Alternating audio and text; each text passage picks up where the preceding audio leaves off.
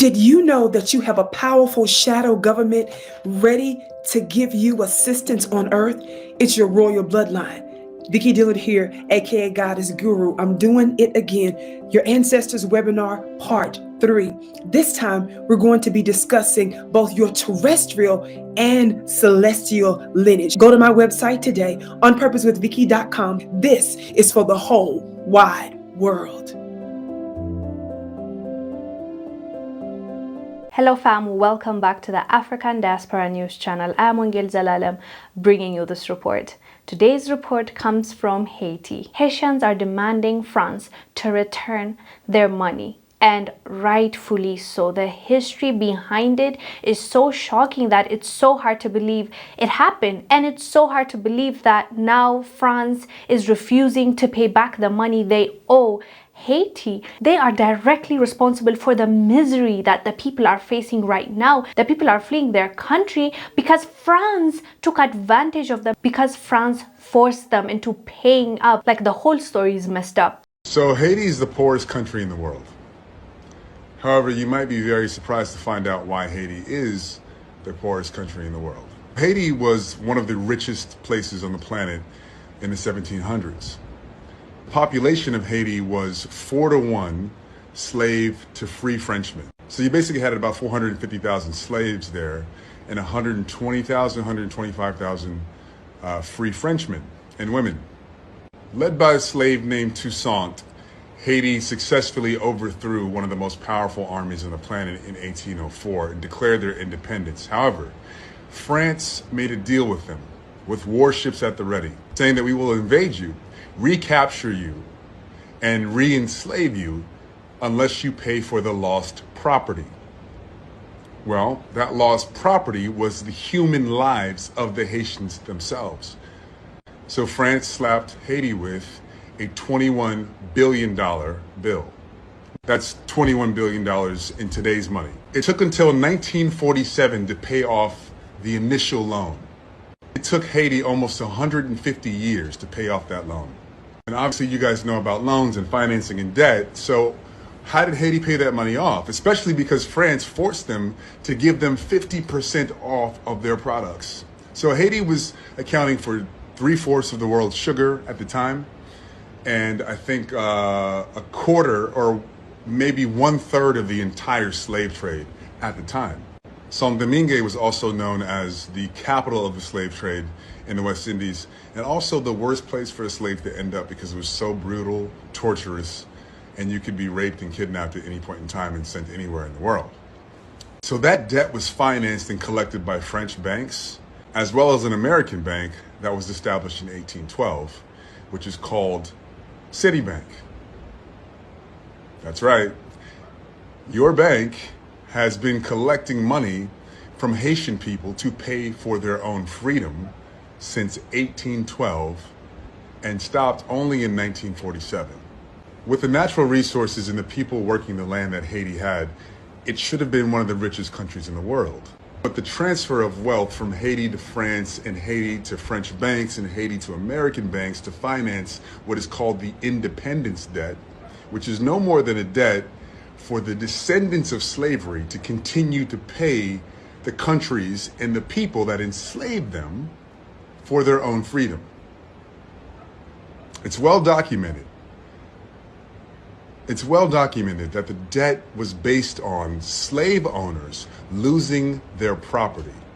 In 2004, the Haitian government demanded that France pay back the billions of dollars that it forced the Haitian people to pay for its own freedom. So think about this.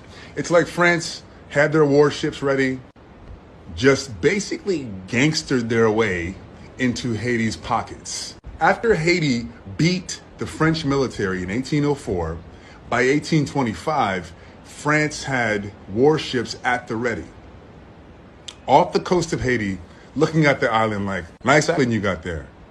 Be a real shame if something happened to it. Okay? So basically France is like, nice island you got there. Nice freedom you've gained there. Be ashamed if something happened to it. Wow. That's the most gangster, ridiculous, disgraceful shit I've ever heard in my life. In 2004, the Haitian government demanded that France pay back the billions of dollars it paid to protect its own borders and to be a sovereign nation. Can you imagine if you had to pay somebody so that they wouldn't attack you? If you had to pay somebody so that they wouldn't enslave you? If you had to pay somebody because your great-grandparents had been kidnapped and held hostage, and the price that you had to pay for a free life was billions of dollars to the people who did it.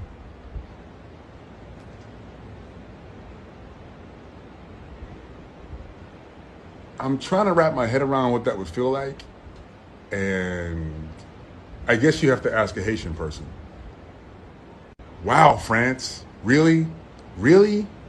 And after the Haitian government demanded that France pay back the billions of dollars that it unfairly had to pay to France to keep their sovereignty, to keep their freedom, to keep their lives, 11 years later, in 2015, France said, fuck you.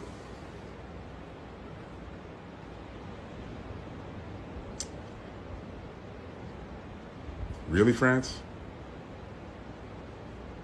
Wow, that's not going to age well. So if you've ever wondered why Haiti's so poor, ask France. This is the most egregious and famous independence that the Caribbean has had to pay to its former enslavers. We understand the hurt Haitians are feeling. They are in the position that they are in because of France, and France can't even apologize. France built their economy by stealing from Haiti, by stealing from African countries, and they have the audacity to tell us how democracy works, how to do things their way. Like President Macron had the audacity to come to Africa and tell Africans, stop populating the earth, start using contraception methods like you're too much. And also, if you remember, I did a report on him when he was talking about how Africans keep giving birth because they're uneducated and they don't know better. Like, these people act so civilized, but they're the most uncivilized people when they're dealing with other nations, especially African people and African descent. So for Haiti to start demanding what's rightfully theirs is just a wonderful, wonderful thing, and we support them 100%. Anyways, fam, let us know down below what your thoughts are about Haiti's demand. I am Wongel Zelalem. I'll see you on the next one. Bye. Black America. While we celebrate symbolism of having a black woman in the White House and a black woman in the Supreme Court, right now as we speak, black women are the most likely to lose their house. Black men have the shortest lives, black children have the highest suicide rate, and even though we are around 15 to 20% of the population, we are over 55% of those living in the streets.